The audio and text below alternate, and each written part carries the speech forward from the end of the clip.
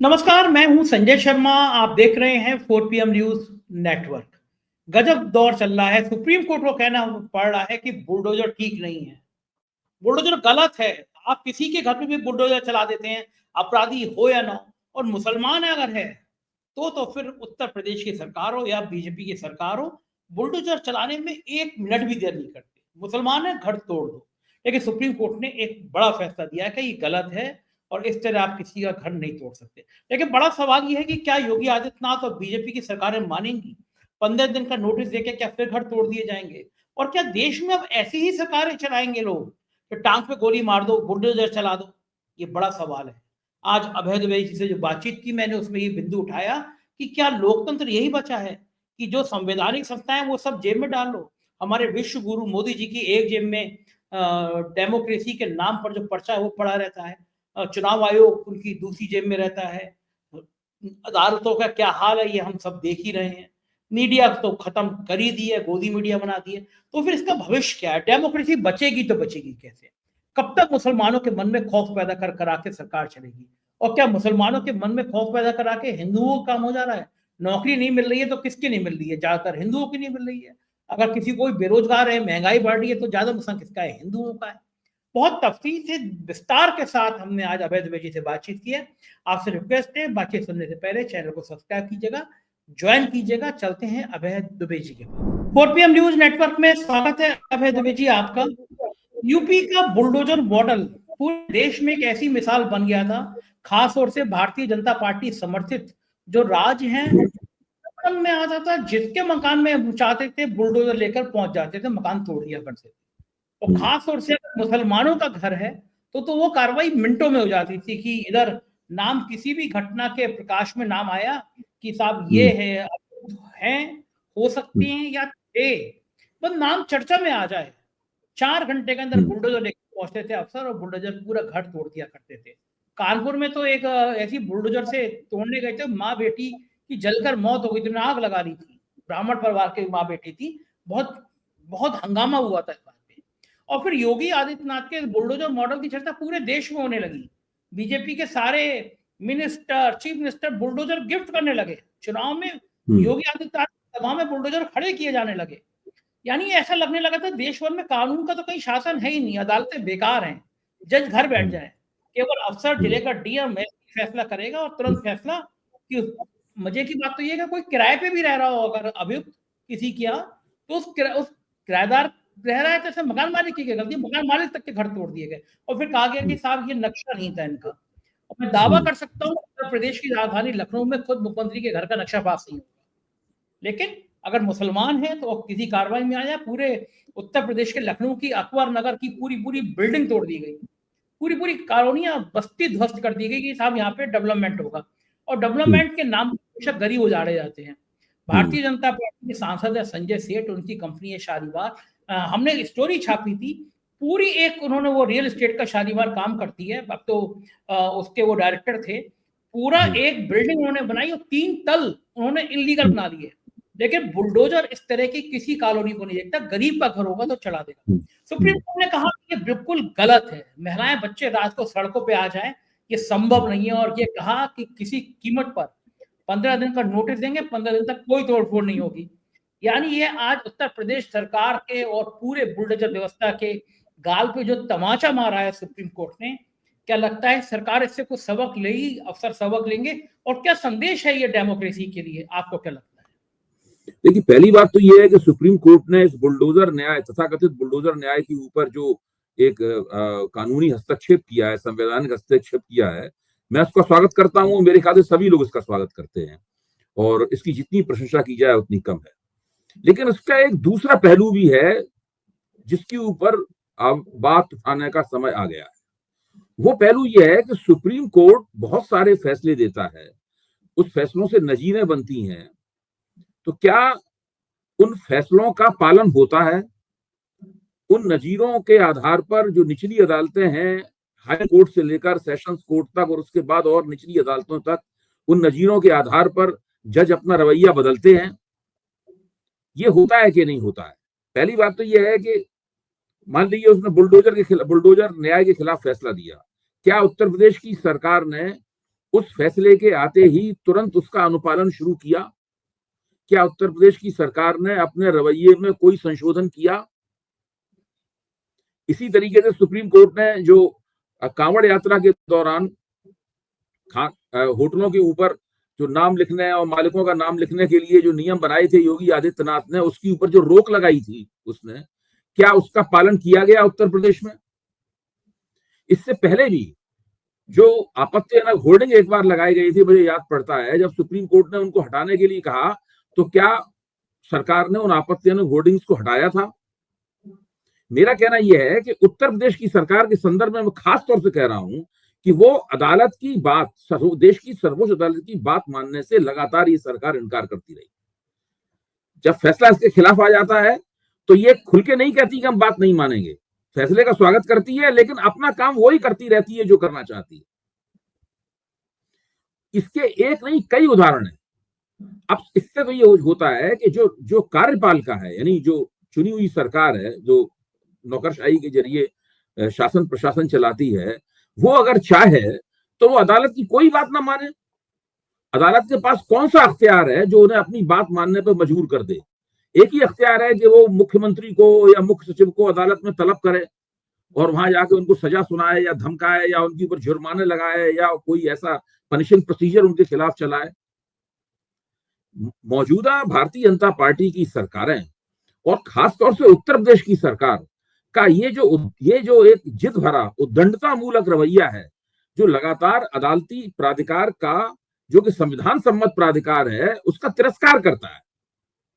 उसका कहना है कि आप कोई भी फैसला देते रहिए, हम नहीं मानते, हम मुंह से नहीं कहेंगे कि हम नहीं मान रहे, मुंह से कहेंगे तो पकड़ जाएंगे, मुंह से कहेंगे ही नहीं और फैसले को नहीं मानेंगे।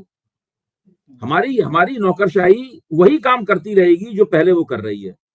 उसके बाद हर बार जब अदालत के फैसले का उल्लंघन होगा, तब लोग दौड़ दौड़ के फिर से अदालत में जाए, सुप्रीम कोर्ट में, देखिए साहब आपकी बात नहीं मानी गई, कंटेम्प्ट ऑफ कोर्ट हो गया, ये हो गया, वो हो गया, इस तरह की तमाम, यानी फिर आदमी अदालत के, सरकार के फैसले के खिलाफ लगातार अदालतों में दौड़ लगाता रहे। देखिए ये एक खास तरह की प्रवृत्ति है जो कि बुलडोजर फैसले के बाद में पूरी तरीके से उजागर हो चुकी है। सुप्रीम कोर्ट कितने बार बुलडोजर न चलाए जाएं इसकी नसीहत दे चुका है, लेकिन बार बार उसको ऐसा क्यों करना पड़ रहा है?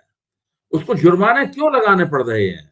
भाई उसने 25 लाख रुपए जुर्माना लगा दिया, हम लोगों ने खुश होकर कहा देखिए बड़ा अच्छा काम हुआ, लेकिन इससे सरकार को क्या नसीहत मिलती है? कोई नसीहत नहीं मिलती सरकार को। सरकार कोई बात मानना ही नहीं चाहती। इस सरकार का, मोदी सरकार से लेकर योगी सरकार तक जितनी भी इस तरह की सरकारें हैं, वो ये मानकर चलती हैं कि चूंकि जनता ने उन्हें एक चुनाव में चुनकर भेज दिया है, इसलिए उनके ऊपर कोई नियम संयम लागू नहीं होता। और जब कोई निर्वाचित सरकार इस प्रकार का आचरण करने लगे तो समझ लीजिए कि वो निर्वाचित सरकार होने की आड़ में दरअसल पूरे निरंकुश तरीके से अपना काम कर रही है। अच्छा, एक बार जब कार्यपालिका इस बात पर आमादा हो जाए और जो पॉलिटिकल, क्योंकि हमारे देश में पॉलिटिकल डेमोक्रेसी है ना, हमारी डेमोक्रेसी पॉलिटिकल डेमोक्रेसी कहलाती है। पॉलिटिकल डेमोक्रेसी का मतलब होता है कि जो चुनाव द्वारा चुन के राजनीतिक लोग आते हैं, वो लोग सरकार चलाते हैं।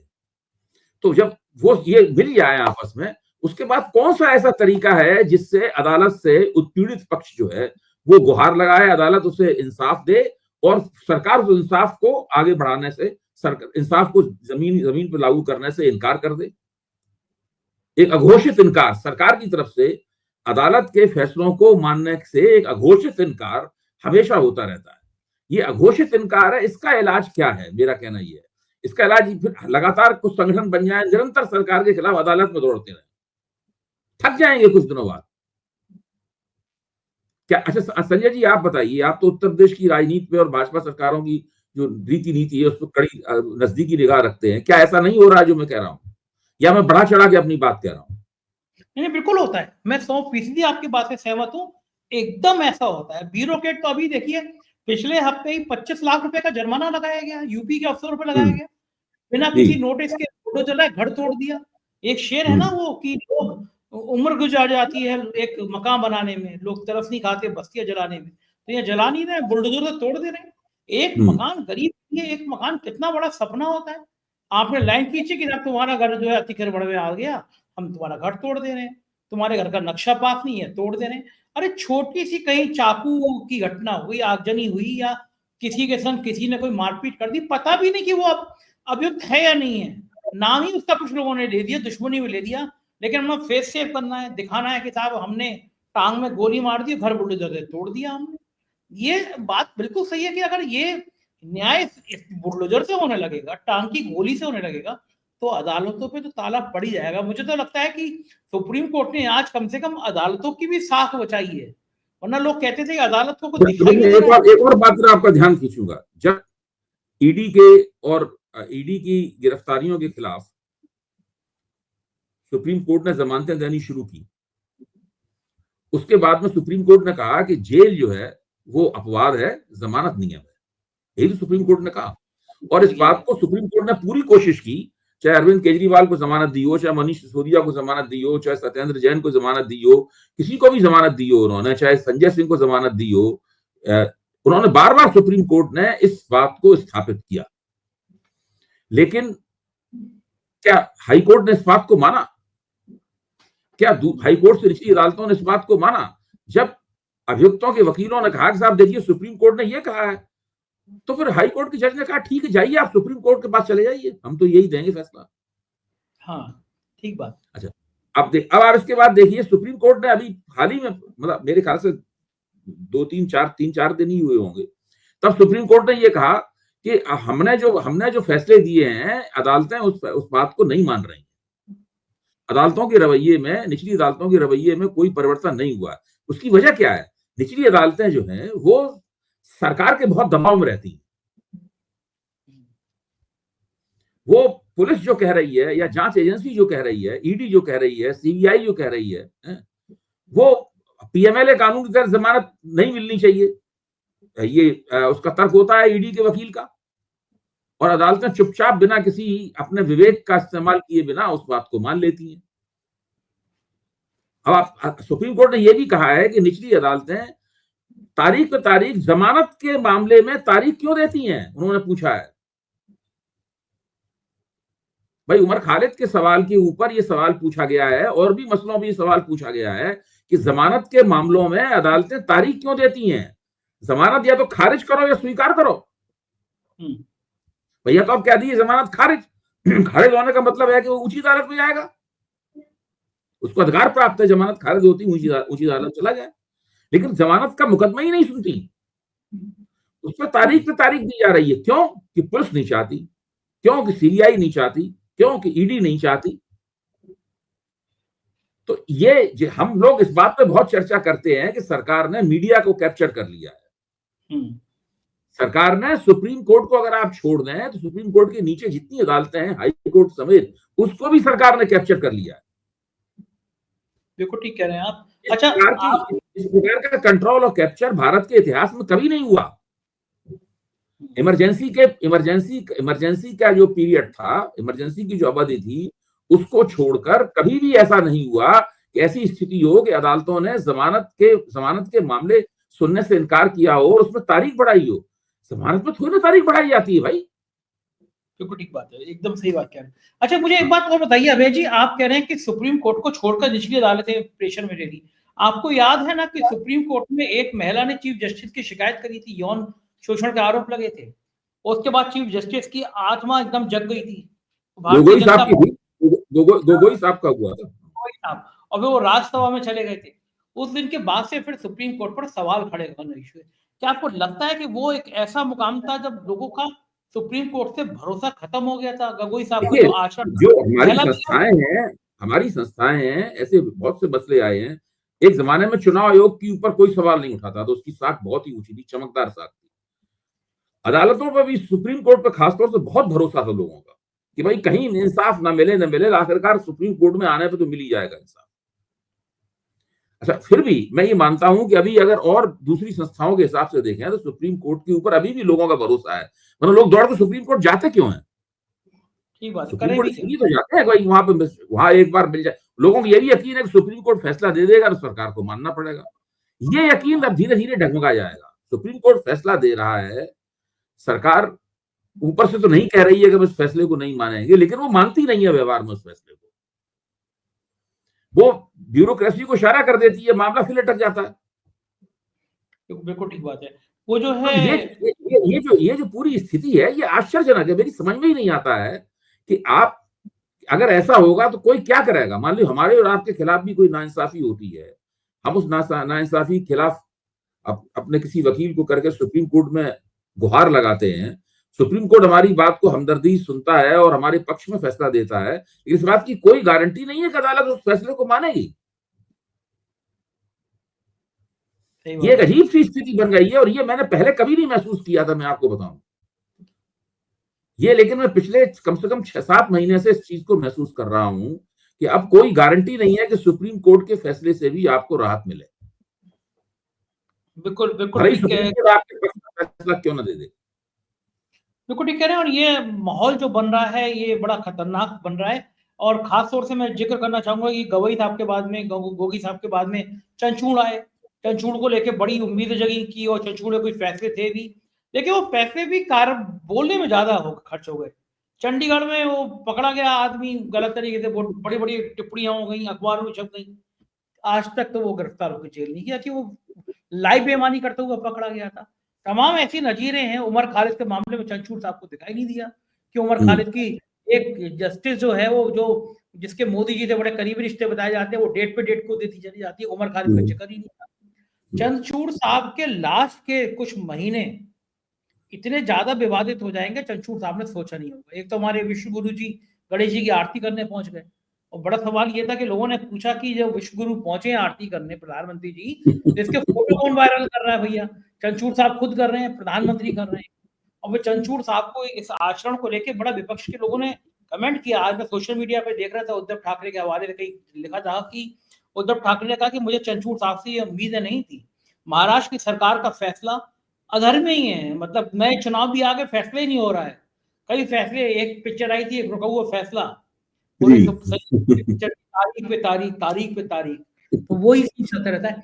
चंद्रचूड़ साहब का जाते जाते ये जो हाल हुआ, इसके बारे में आप क्या कहेंगे? मोदी जी ने प्लानिंग देखिए, बहुत दुर्भाग्यपूर्ण है और ये बिल्कुल हमारे लोकतंत्र की एक ऐसी विडंबना है कि देखिए, सबसे उम्मीद हर कोई आपसे नाइंसाफी कर, पुलिस वाला आपको डंडा मार सकता है, आपको कट्टा लगा के बंद कर सकता है, आपको पुड़िया लगा के बंद कर सकता है पुलिस वाला, नेता आपको तंग कर सकता है, नेता आपके घर पे छापा पड़वा सकता है, आपको बहुत कुछ ये सब लोग कर सकते हैं। उम्मीद ये थी कि अदालत से आपको राहत मिलेगी।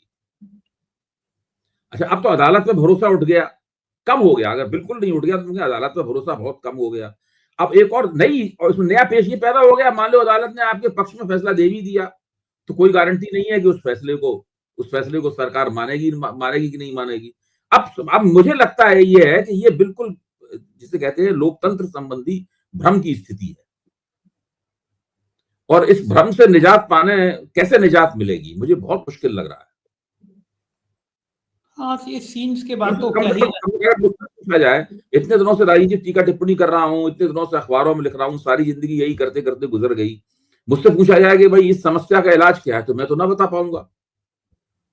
सही बात है, कोई भी क्या बता पाएगा जब आपकी जितनी संवैधानिक संस्थाएं हैं, चुनाव आयोग वो विश्व गुरु की जेब में, अदालतें तो लगता है विश्व गुरु की जेब में, मीडिया दूसरी जेब में, बचा क्या है इस देश में? मतलब डेमोक्रेसी का बस आप केवल माला जपते रहिए। हम लोकतंत्र के देश में चुनाव आयोग का जो आचरण है, लगातार उद्धव ठाकरे के हेलीकॉप्टर की तलाशी हो रही थी। जब बहुत लानत मनानत हुई थी किसी और की नहीं, तो शायद शिंदे साहब की भी कर ली गई फॉर्मेलिटी में कि आप शिंदे की भी कर लो, पवार की भी कर लो, तो बैलेंस हो जाएगा। शर्म नहीं आती होगी सर? क्या राजीव कुमार को लगता नहीं होगा कि पूरा देश कितना उनपे हाय फेंक रहा है, कितना लज्जित कर रहा है, उनके लिए कितनी गंदे गंदे शब्द कहे जा रहे हैं कि इतना नपुंसक, इतना नाकारा चुनाव आयोग इस देश ने कभी देखा नहीं। इन लोगों को चुनाव आयोग तो खुद को नहीं लगता होगा कि हम क्या पूरी डेमोक्रेसी की ऐसी तैसी कर दे रहे हैं? भाई, मुझे तो लगता है कि ये लोग अपने जो नजदीकी स्वार्थ है, केवल उनके ऊपर, मैं किसी व्यक्ति का नाम नहीं ले रहा हूं, जिनका आपने जिक्र किया है उनका और उस जैसे तमाम लोग अपने जो नजदीकी स्वार्थ हैं, उन नजदीकी स्वार्थों को प्राथमिकता देते हैं। लोकतंत्र के स्वार्थ, दूरगामी स्वार्थ, पूरे सार्वजनिक जीवन का स्वार्थ, शुचिता का स्वार्थ, इन सब स्वार्थों पे उनमें कोई दिलचस्पी नहीं है। कौन क्या कह रहा है भाई, जब वो पिछली प्रेस कॉन्फ्रेंस की शुरुआत ही यहां से करते हैं, कुछ लोगों का काम है कहना, कुछ तो लोग कहेंगे लोगों का काम है कहना। अब आप कह रहे हैं, लोग ये कह रहे हैं, उन पर क्या असर पड़ने वाला है भाई? जो अपनी प्रेस कॉन्फ्रेंस की शुरुआत ही इस बात से करता है, कुछ तो लोग कहेंगे, लोगों का काम है कहना, तो लोग कहते रहे, संजय शर्मा कहते रहे, अभय कुमार दुबे कहते रहे, हमारे ऐसे कुछ और लोग कहते रहे, उससे उनके ऊपर क्या असर होता है? बात तो ठीक है। अबे जी, आपने तो इतना देश में इतने चुनाव देखे हैं, इतने चुनाव आयोग देखा है, कभी इतना पतन देखा था कभी चुनाव आयोग का? कभी एक टाइम में शेषन जैसा आदमी था, ऐसा दौर कभी देखा था आपने? नहीं नहीं, बिल्कुल नहीं। देखिए, ये बहुत बड़ी बात है। चुनाव सुधार होना चाहिए, इलेक्टोरल रिफॉर्म्स होने चाहिए, और बहुत डीप और जिसे कहते हैं बहुत गहन और विस्तृत चुनावी सुधारों की तुरंत आवश्यकता है। ये अगर नहीं होंगे तो हम लोगों का लोकतंत्र किसी काम का नहीं रह जाएगा। देखिए, लोगों को ये नहीं पता है कि जब जनता कुंठित हो जाती है और निराश हो जाती है, तब वो ऐसे काम करने को उतर आती है जनता, जो कि पूरे भारत की, जो श्रीलंका में हुए थे, जो बांग्लादेश में हुए। मैं नहीं चाहता हूं, आप भी नहीं चाहते हैं कि इस देश में श्रीलंका और बांग्लादेश जैसी कोई स्थिति पैदा हो, लेकिन ये तभी होगी जब लोगों को ये रहेगा कि भाई हमारे लिए कोई गुंजाइश मौजूद है इस व्यवस्था में। जब व्यवस्था में गुंजाइश नहीं मौजूद होगी, आप सोचिए, जो लोग पीसीएस बनना चाहते हैं, वो लोग, उन लोगों की परीक्षा ठीक से नहीं हो रही, जो डॉक्टर बनना चाहते हैं उनके पर्चे लीक हो रहे हैं, जो इंजीनियर बनना चाहते हैं उनके पर्चे लीक हो रहे हैं, बेरोजगारी की दर इतनी ज्यादा है, महंगाई इतनी ज्यादा है, जो खाने पीने की चीजें हैं उसकी महंगाई 10% से ऊपर चली गई है। आप सोचिए, रिजर्व बैंक ने एक इन्फ्लेशन का जो 6% की एक सीमा बनाई थी, वो उसको लगातार फरवरी से ही वो सीमा लगातार क्रॉस हो रही है। हालत ये है, उससे ऊपर बहुत बुरी हालत है देश और समाज की। और चुनाव लगातार आयोजित कराए जा रहे हैं, प्रधानमंत्री डींगे पे डींगे मार रहे हैं, उत्तर प्रदेश के मुख्यमंत्री का काम तो केवल मुसलमानों को गाली देने के अलावा कोई है ही नहीं। क्या ये सरकार चलाने के काम में समय नहीं खर्च करते? क्या ये सचिवालय जाते हैं योगी जी? क्या करते हैं? सरकार कैसे चलती है बताइए? ये सचिवालय जाते हैं, क्या ये मंत्री कब से कैबिनेट की नियमित बैठक होती है, अफसरों की बैठक होती है, क्या होता है? अबे देवी जी, पन्ना प्रमुख से लेकर विधायक तक, विधायक से लेकर मंत्री तक, और मंत्री से लेकर डिप्टी मुख्यमंत्री तक, उप मुख्यमंत्री तक, सबका मानना ये है कि ये पहली सरकार है जो नौकरशाहों के हवाले है। मतलब मैं खुद कह रहा हूँ, जिम्मेदारी के साथ कह रहा हूँ कि 15-16 साल से लखनऊ में देख रहा हूँ, बड़े करीब से देख रहा हूँ। मैंने मुख्यमंत्री कार्यालय बड़े करीब से देखे, मुख्यमंत्री कार्यालय के अंदर बैठ के भी कार्यालय देखे, लेकिन इतना नाकारा मुख्यमंत्री का कार्यालय, इतना खराब मुख्यमंत्री का कार्यालय और नौकरशाही में इतना भ्रष्टाचार मैंने नहीं देखा। अखिलेश सरकार में भी हुआ भ्रष्टाचार, मायावती सरकार में भ्रष्टाचार, लेकिन इस सरकार की में नौकरशाही ने भ्रष्टाचार की हदें पार कर दी। बीजेपी के खुद के विधायक कहते हैं कि थाने बिक रहे हैं, तहसील बिक रही है, कहां करोगे? लेकिन उनको, मुख्यमंत्री को लगता है मुसलमान मुसलमान मुसलमान, बुलडोजर, टांग में गोली। ये मुख्यमंत्री के विजन में टांग के गोली और बुलडोजर है, तो कैसे कैसे सरकारें चलेगी? ऐसी चलेगी। मुझे तो अभय दुबे जी ये लगता है कि कहीं ना कहीं जब ये लोकसभा का रिजल्ट आया है और योगी आदित्यनाथ की बहुत फजीयत हुई है, इतनी बुरी तरह हार हुई, उसके बाद योगी आदित्यनाथ और एग्रेसिव हो गए हैं कि उनको लगता है ये विकास की बातें से, तो फर्जी विज्ञापन छपते थे चलेगा नहीं, तो हिंदू मुसलमान ही होगा चलेगा। आपको भी लगता है ना लोकसभा चुनाव में कुछ गड़बड़ा दिया है?